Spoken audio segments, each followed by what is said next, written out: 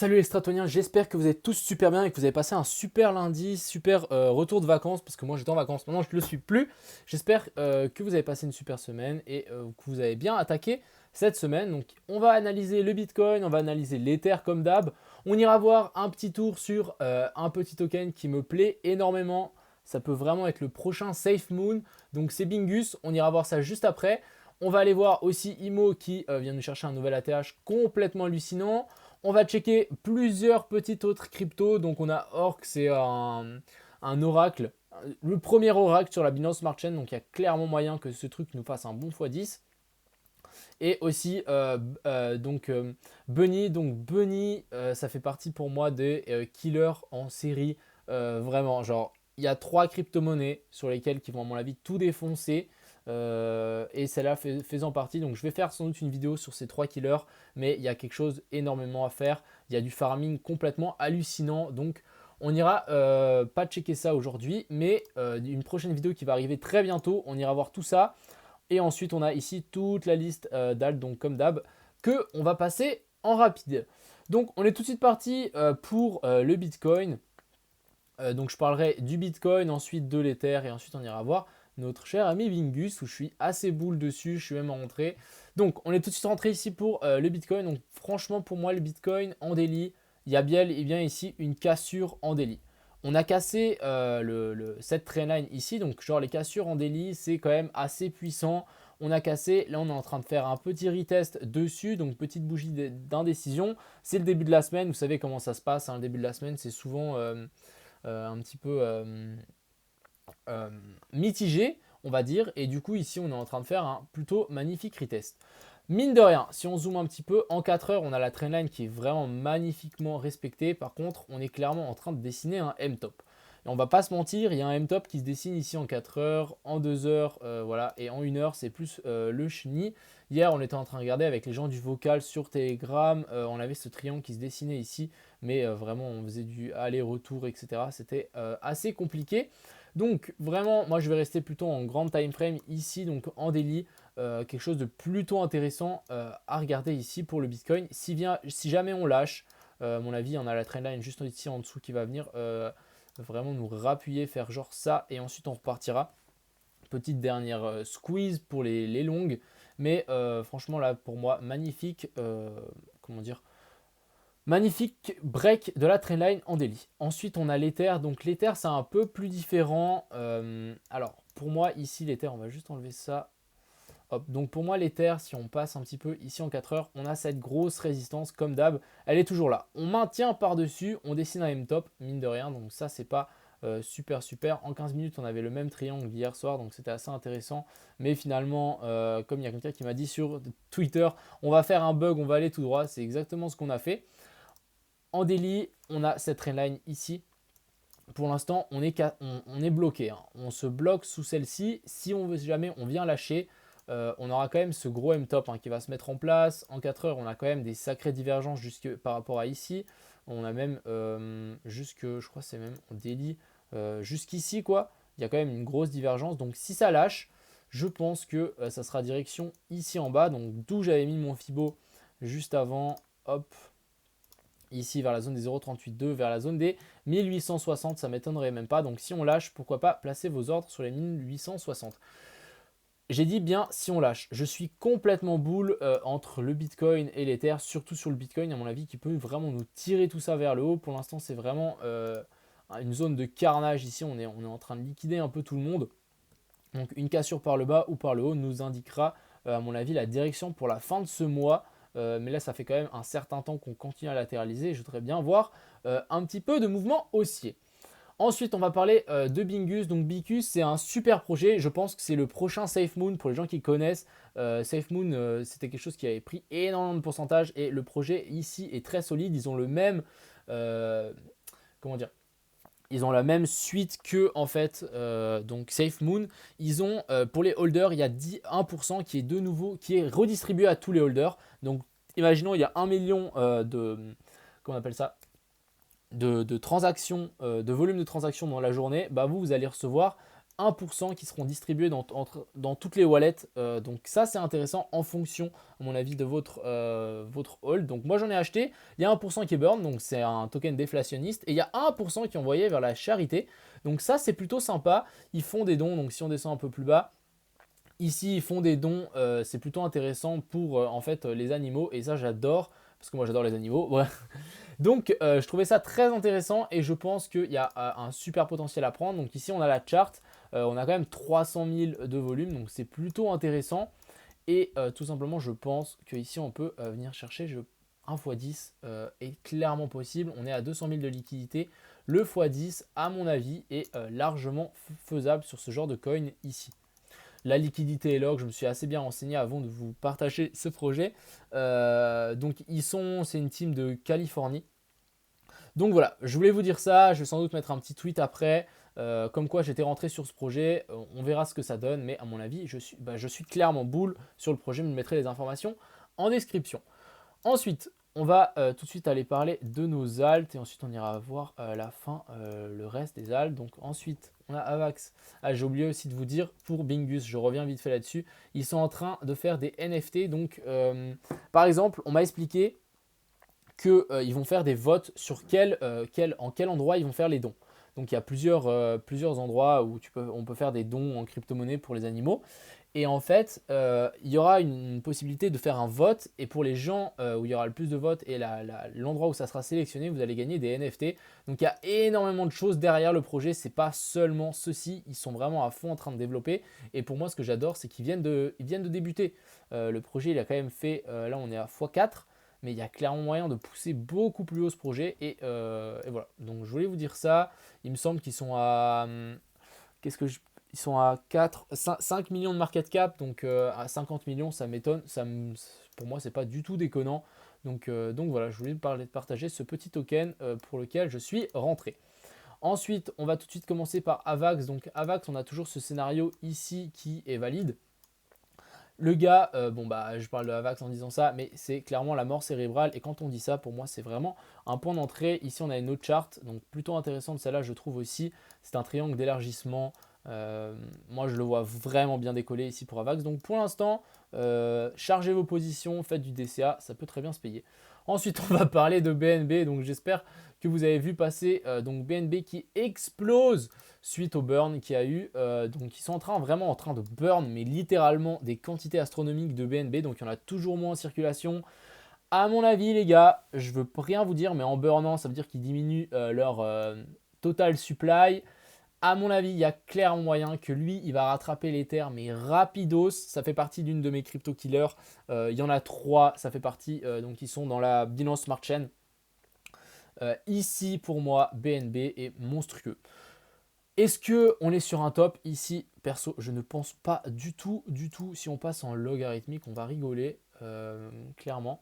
Ici, on est bien en train de monter, hein, mais pour moi, la hausse n'est pas du tout finie, surtout avec cette bougie là, petite zone de consolidation. Et ici, on repart directement. Donc là, c'est intéressant. Le voir à 2500 me semble pas du tout idiot en BNB, même encore le voir beaucoup plus haut. Je pense qu'on va être surpris. C'est vraiment les tokens qui fonctionnent, hein. C'est un token d'exchange, il y a une utilité derrière. Franchement, pour moi, le BNB est top. Donc ici, je voulais vous mettre en garde. Ça ne sert à rien de se FOMO ce genre de token. À mon avis, là, on va commencer à consolider. Vraiment nous refaire le même schéma ici. Donc hop, consolidation latérale, hop, consolidation latérale, hop, consolidation latérale, hop, consolidation. Donc ici pour moi, consolidation pour BNB. Ensuite, on a Cake. Cake a vraiment surveillé, a accumulé aussi. Je vois bien Cake dans le top 10 des alts. Clairement, rattrapé uni largement si on ne l'a pas rattrapé. Donc, j'en parlerai dans ma vidéo. Donc là, vous en avez les 3. Donc, il y a BNB, Cake et Bunny. C'est les 3 crypto-monnaies pour lesquelles, pour moi, il y a encore un énorme potentiel. Je ferai une vidéo dédiée à cet écosystème qui tourne vraiment ensemble. Ça peut être très intéressant. Donc ici, Cake, on n'est toujours pas revenu. Mais pour moi, donc là, on est quand même une petite divergence ici haussière.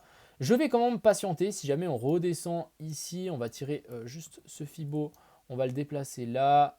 Donc on a la zone des 0,68 un peu plus haut. Je vais déplacer mon alarme juste ici. Hop. Donc vraiment à surveiller Cake. Si on redescend sur ces zones, vous vous pouvez être sûr que je vais en accumuler mais une quantité astronomique de ces cakes parce que franchement pour moi, il y a un potentiel juste gigantesque derrière. Pour moi, ils sont... La Binance Smart Chain est encore complètement sous-évaluée selon moi. Ensuite, on a Compound, donc Compound qui m'a été demandé. Alors, qu'est-ce qu'il nous fait de beau, notre cher ami? Donc là, pour l'instant, on est clairement dans un range.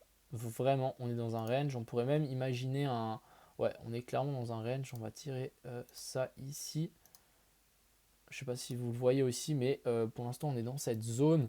Et tant qu'on n'a pas une cassure par le haut ou par le bas, ben, on va continuer à ranger. Mais on est en bull run, on stabilise comme ceci. Achetez les creux et attendez la cassure par le haut peut être très intéressante. Ensuite, on a Servé. Donc Servé, je suis rentré, j'ai diminué ma position, je ne vais pas vous le mentir. Mais c'est vraiment un token pour du long terme. On est clairement dans ce petit biseau descendant. Une cassure par le haut de celui-ci, ça nous enverra directement sur la zone des 3,55. Une fois cassé, pullback. Et là, c'est parti pour to the moon. Donc à mon avis, il ne faut pas être patient. Mettez pas, si vous êtes avec des leviers, mettez pas trop des leviers. C'est peut-être même bien de rentrer en spot ici.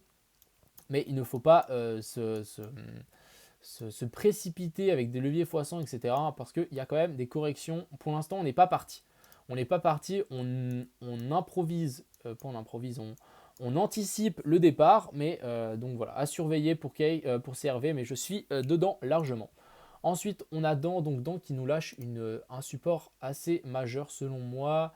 Pas de divergence haussière, donc ça c'est dommage. On va juste mettre mon petit indicateur parce qu'il nous avait mis des bonnes zones ici en daily.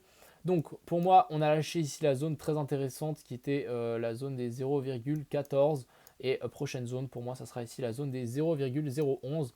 Donc patience, on ira à mon avis chercher, ouais, donc là on a les 0,11 sur la EMA 200, revenir jusqu'ici en bas, nous consolider et ensuite repartir me semble pas du tout débile. Ensuite, on a FLM, alors là, FLM qui nous fait une belle montée. À mon avis, on va aussi latéraliser comme la plupart ici des altes. Latéralisons. On va tirer un Fibo, on va prolonger ça jusqu'ici en haut. On a cassé la zone des 0,618. La zone des 0,382. La zone parfaite à venir chercher, ça sera ici la zone des 65 centimes pour FLM revenir sur la zone des 0,618. Donc pour moi, FLM, patience, on a la zone des 0,5 ici, on a cette petite zone de confluence ici, à faire gaffe si on voit si ça tient, mais pour l'instant, pas de mouvement, de retournement de situation. Ensuite, on a Front, Front qui continue à monter. Ce qui peut être intéressant, ce serait de tirer une trendline ici. Donc pour l'instant, ouais, je pense que si on passe en 4 heures, ça va être plus précis.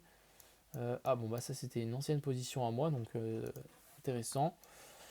Alors moi j'y vois peut-être une épaule, une tasse et anse ici, quelque chose comme ceci, vous voyez. Donc la tasse, la petite anse, on consolide sous la résistance. Donc consolidation sous résistance, c'est plutôt bull, genre c'est juste qu'on va la casser, on prend juste un petit peu plus de temps. Et puis même ici en daily, on est clairement en train de consolider au-dessus de cette trendline, donc c'est plutôt intéressant pour un move vers le haut ici pour front, donc à surveiller, mais plutôt bullish. Ensuite, on a GRT qui nous break cette trendline, donc vraiment je suis content. Pour les gens qui sont rentrés dedans, félicitations. Il faut hold ce genre de choses. Donc vraiment holder au maximum. On est en train de faire un petit retest à mon avis sur les anciens tops. Je cherche. Est-ce qu'on pourrait pas imaginer ici qu'on est venu chercher le haut? Non. Donc on est vraiment en train de corriger. Par contre, je vois pas jusqu'où on pourrait aller. Ça m'embête un petit peu. Mais sur toute cette zone, je pense qu'ici en daily, on va mieux la voir. Mais on a clairement une grosse résistance sur toute cette zone ici, qu'on a cassé, un petit pullback dessus pour être une entrée pour les retardataires, si on y revient bien sûr, pour GRT. Ensuite, on a Yoast. Alors Yoast, j'ai toujours cette analyse, donc il continue à monter. J'attends de voir si on fait un break ici, les gars. Vous avez intérêt à être dans le train. Voilà, j'ai rien d'autre à dire là-dessus. PSG, donc je suis rentré aussi suite à mon tweet hier, donc très content d'être rentré à la consolidation ici. Boom, il prend 20% aujourd'hui, je pense qu'il a même pris plus. Moi je suis rentré vraiment vers les 25. J'ai pris combien là? 37%, donc c'est plutôt correct en même pas 48 heures. Maintenant, on va laisser pousser. Vraiment, on va laisser pousser. Pour moi, le truc n'est pas encore parabolique. Je veux vraiment que les gens FOMO et qu'on fasse un truc du style. Donc, je pense qu'un x2 me semble pas du tout déconnant.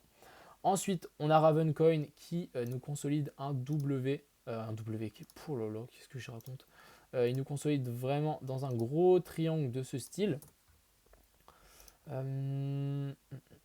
Alors, ouais, il nous consolide vraiment dans ce triangle. À voir si on casse par le haut ou par le bas. Ça peut être une zone assez intéressante de commencer à accumuler par ici. Mais au risque que ça break par le bas. Ensuite, on a Sol. Donc Sol qui continue sa montée assez astronomique.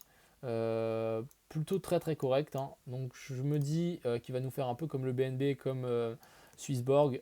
Gros pump, latéralisation, gros pump, latéralisation, gros pump, latéralisation. Donc achetons en latéralisation. Ça ne sert à rien de FOMO ici. Ensuite, on a Wing. Donc Wing qui est vraiment pour moi sur une zone intéressante. On est en train, bon bah même pas, hein, on est en train de break par le bas. Donc ça c'est un peu dommage. Parce que c'est dommage. Hein. C'est vraiment dommage qu'on break par le bas. On va tirer peut-être truc du style. Ouais, on est clairement en train de break par le bas. Donc jusqu'où on pourrait descendre. Il y a mon indicateur qui me dit qu'on peut descendre jusqu'au 48. Ça peut le faire. On va tirer un Fibo depuis ici à ici. Donc pour moi c'est vraiment du long terme. Mais pourquoi pas faire un retour sur la zone des 0,382 avant de repartir. Après c'était vraiment évident. Cette pattern. Et pour les gens qui sont dedans, vraiment holder les gars, holder et continuer à consolider. Ça se trouve, ici en daily, on n'a toujours pas clôturé, donc une petite remontée ici me semble pas du tout débile. Et ensuite, on a Wing. Donc Wing, je suis plutôt content. On est revenu, on est pile sur la zone que j'avais dit. On a pile rebondi. Donc maintenant, on corrige. Est-ce qu'on va dessiner un joli W? C'est ce que j'espère. Donc là, j'ai tiré un Fibo pour voir jusqu'où la zone des 0,68 est. Elle est ici. Donc ça sera intéressant de voir si sur la zone des 0,68, on ne fait pas un rebond et on repart pour nous former un W.